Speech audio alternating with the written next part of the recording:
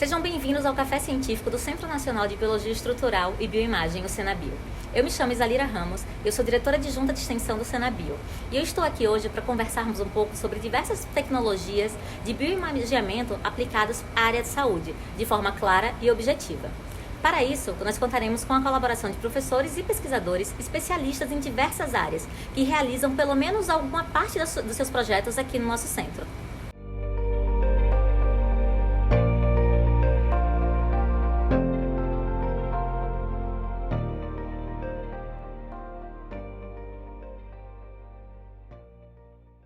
E como esses estudos podem ajudar a sociedade em geral, além da comunidade acadêmica? Você pode citar alguns exemplos desenvolvidos na UFRJ que já são aplicados?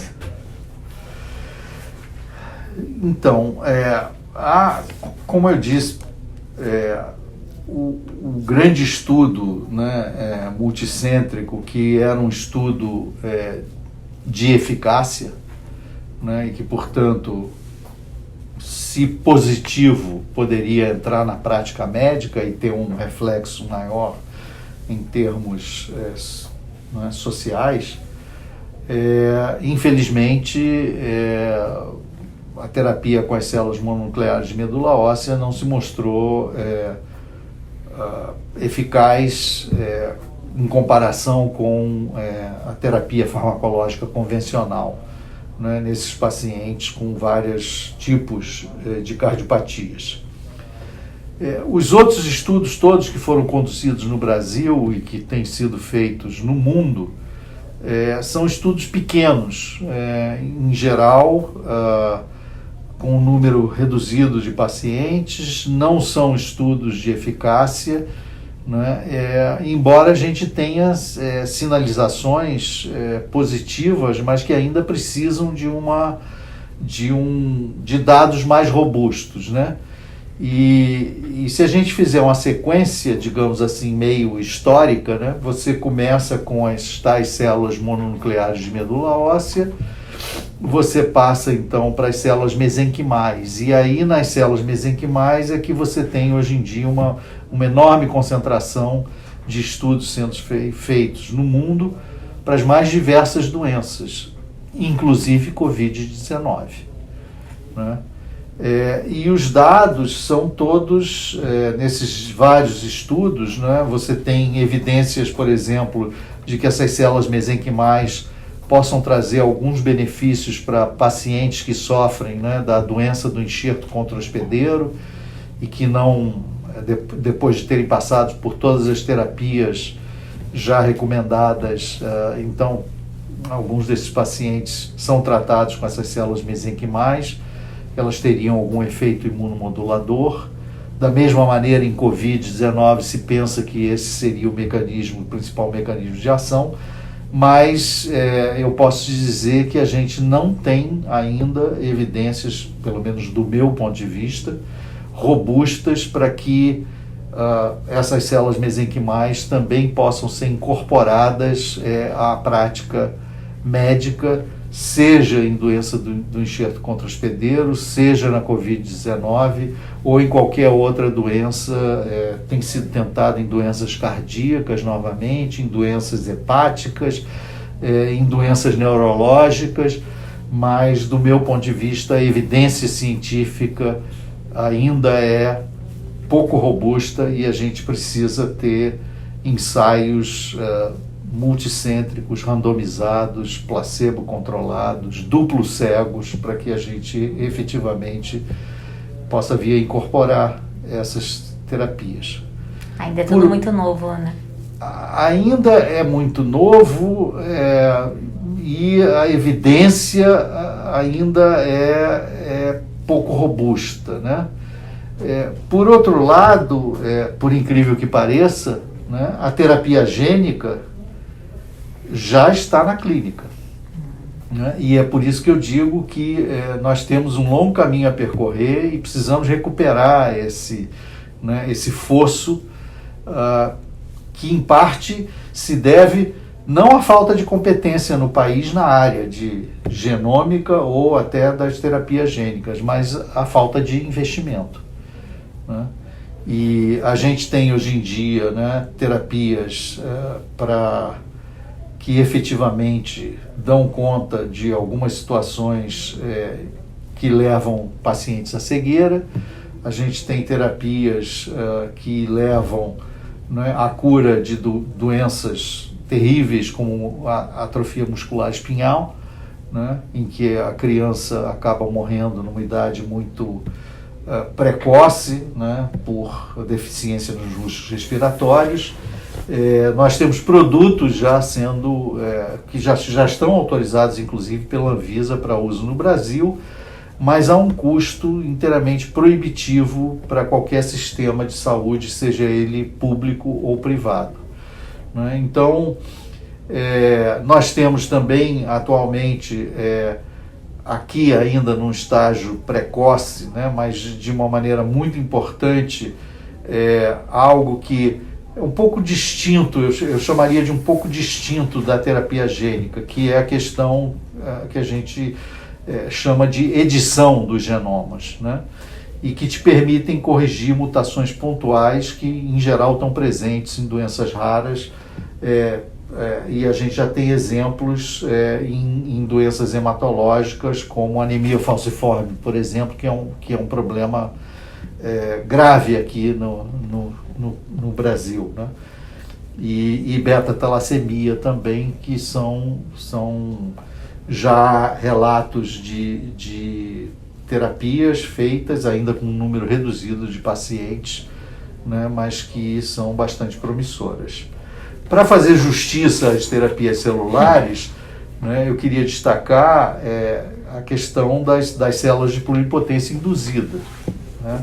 Essas células foram, na realidade, eu não diria descobertas, mas a metodologia para criar essas células deu o prêmio Nobel, né, ao pesquisador japonês Shinya Yamanaka, e a gente deposita uma enorme esperança em que essas células, que são células que têm o potencial de se diferenciar em qualquer célula do nosso organismo, que elas possam vir a ter uma utilização clínica no futuro próximo, né? Novamente, o principal problema atualmente é um problema de custo, mas está se tentando resolver esses problemas não só pela constituição de biobancos de IPS, como também pela manipulação gênica dessas células para que elas não expressem mais os antígenos de histocompatibilidade. Então, para mim, novamente pode ser um bias, mas eu acho que o futuro da terapia celular vai se dar através dessas células de pluripotência induzida. Muito interessante. E o senhor pode comentar um pouco sobre algum ponto fundamental do desenvolvimento dessa pesquisa, tanto da área médica quanto da área biomédica, que pode servir como inspiração para os estudantes? Eu acho toda essa área, né, fascinante, né? Eu acho que a possibilidade de você reprogramar uma célula já diferenciada para um estágio embrionário já foi uma revolução enorme, né, no conhecimento biológico, né? E abre perspectivas inimagináveis há poucos anos atrás, né, de aplicação não só em terapias ou em medicina regenerativa, né, mas em outras aplicações, como, por exemplo, os testes de drogas, né, em que você pode simplesmente testar essa droga atualmente numa célula humana. Algo que anteriormente, quer dizer, por exemplo, a maior parte das drogas da indústria farmacêutica acaba sendo reprovada porque elas têm algum efeito cardiotóxico. E você se limitava a poder testar esses efeitos em modelos animais, né? E a gente sabe hoje em dia que se você utilizar um cardiomiócito derivado de uma célula de pluripotência induzida humana, né, ele é tão ou mais sensível do ponto de vista do efeito de drogas do que qualquer modelo animal que você utilize. Então você abre a perspectiva de uma aplicação na indústria, né, farmacêutica, que certamente pode reduzir custos, né? Você pode modelar doenças através dessas células, né? E eu te diria que atualmente, quer dizer, até com a questão da própria terapia gênica e a edição de genoma, né? Para falar agora né, do recente prêmio Nobel, né? Da Emmanuelle Charpentier e da Jennifer Doudna, com a tecnologia de edição de genoma por CRISPR-Cas, né, a gente tem, inclusive, a condição atualmente de você, a partir dessas doenças monogênicas, né, gerar IPS, coletando uma amostra pequena de sangue do paciente, diferenciar essa IPS, né, na célula que é afetada no paciente, seja ela um neurônio, seja ela um músculo esquelético, seja ela músculo cardíaco, ou seja ela fígado, né? E corrigir a mutação, né? Através dessa técnica de edição de genoma, e realmente você entender todo o processo fisiopatológico, todas as alterações nas diversas vias de sinalização daquela célula ou daquelas células, né?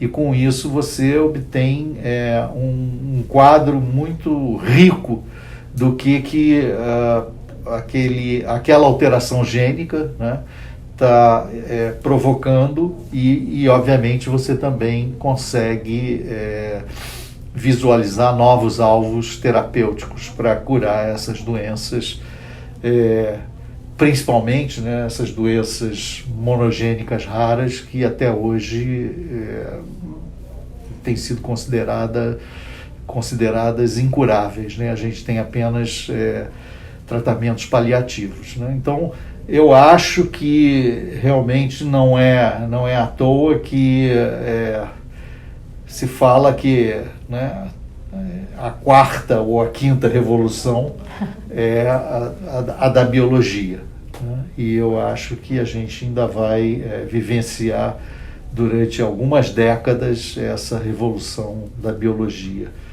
no nosso mundo. Então eu acho que assim, é fascinante para os alunos na grande área da saúde, né, estarem vivenciando essas transformações radicais nos conceitos, né, e as perspectivas de você poder finalmente ter o que você perguntou antes, um impacto social enorme desse conhecimento em termos de saúde humana, né?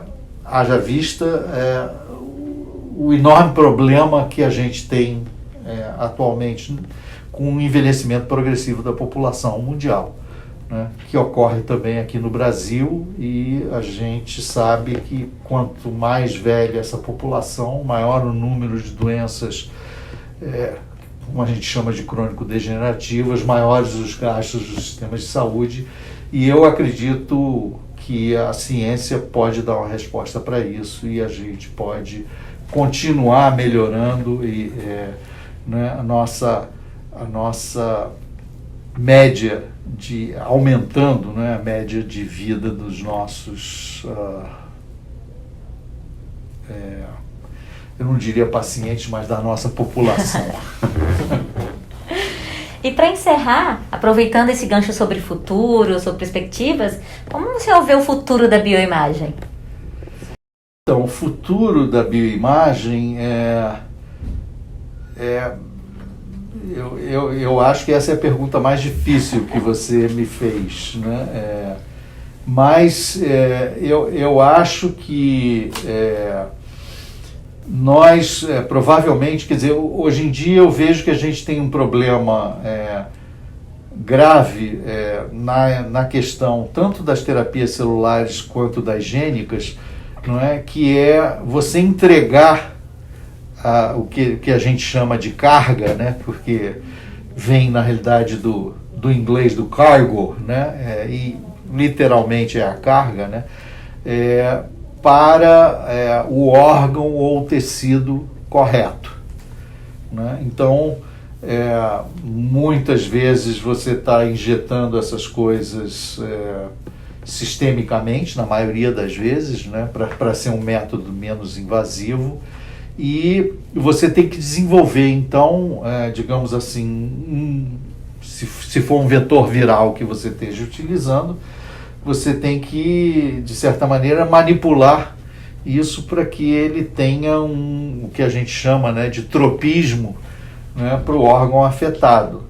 E isso você pode fazer no vetor viral, você pode fazer na célula, você pode fazer nas vesículas extracelulares, sobre as quais nós não falamos, mas existem já, inclusive, empresas na Europa desenvolvendo, e nos Estados Unidos também, mas mais na Europa, que pelo meu conhecimento, desenvolvendo técnicas em que você coloca moléculas nessas vesículas que fazem com que elas migrem para determinados órgãos. Então, eu na minha concepção, quer dizer, a gente já tem um arsenal incrível de bioimagem, né?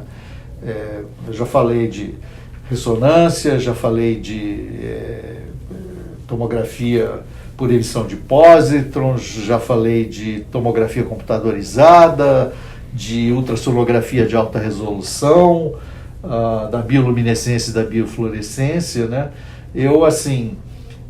Existem algumas coisas que estão sendo desenvolvidas, né, em que você pode descer a um nível, né, quase que celular no animal inteiro, né? Então isso é algo que a gente ainda não tem esse tipo de equipamento aqui, mas está nos planos de tentar conseguir, né? Mas eu acho que grande parte do que vai ser necessário agora no futuro é você acoplar esses métodos de bioimagem para que você possa efetivamente verificar se você, digamos assim, se o seu caminhãozinho, seja ele a célula, a vesícula extracelular ou o vetor viral, está levando a carga para o endereço certo. Então eu acho que a gente vai ver uma série de técnicas e métodos em que você vai conjugar esses dados de bioimagem, né, com a entrega adequada da carga ao órgão afetado. E aí a gente pode falar em nanopartículas que você coloque para poder identificar se a sua vesícula está indo, o seu vetor, enfim, aí obviamente o seu vetor vai ter que estar dentro de uma nanopartícula, mas enfim, você endereçar aquilo para o local certo, eu acho que vai ser a conjunção dessas técnicas, né, até com fluorescência, para você poder fazer essa identificação de que você está levando, né, a terapia para aquele órgão específico, porque várias dessas terapias, se tiverem um efeito sistêmico, elas podem resolver o problema do órgão afetado, mas criar problemas em outros órgãos que não estão afetados nem doentes, e esse então é um problema. Eu acho que os métodos de imagem vão evoluir para isso. No caso, por exemplo, da ultrassonografia, a gente tem também essa questão, né, de você aplicar a ultrassonografia para que você libere, né, moléculas ou agentes terapêuticos na região que você quer do corpo. Então, eu acho que vai ser por aí, a evolução vai ser nesse sentido.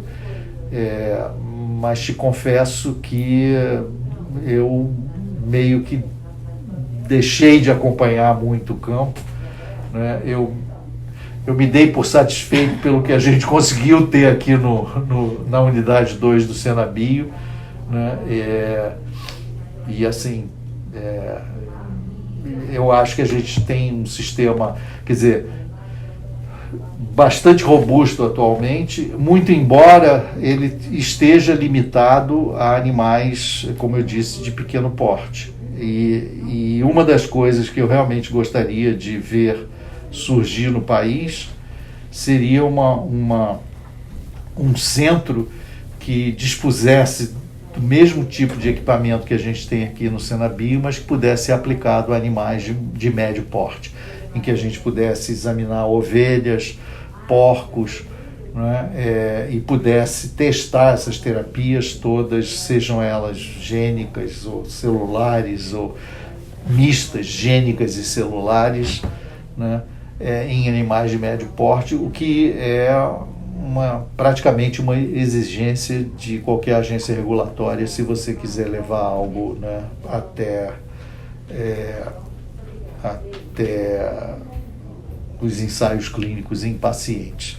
E isso a gente não tem no Brasil, e eu acho que precisaria ter, e já estamos muito atrasados. Eu, na realidade, tentei durante alguns anos, mas infelizmente foram os anos em que a gente ainda vive, né? Em que o financiamento à pesquisa, os últimos, eu diria que 7, talvez 8 anos, né, a gente vem vivendo uma crise enorme de financiamento federal para pesquisa. Felizmente, né, a FAPERJ tem exercido um papel fundamental para permitir o financiamento à pesquisa no estado do Rio de Janeiro, e hoje em dia Rio de Janeiro e São Paulo são os únicos estados onde a gente tem conseguido ainda manter um nível de financiamento adequado frente à falência total, né, do sistema federal de apoiar a ciência e tecnologia no país. Mais uma vez, obrigada pela sua participação, foi muito engrandecedor, foi excelente, tenho certeza que vai fazer muito sucesso com os nossos telespectadores. E se você tem mais alguma dúvida, quer saber mais alguma coisa sobre a pesquisa do professor Antônio, deixa um comentário aqui pra gente que a gente vai ter o maior prazer em responder. Até os próximos episódios.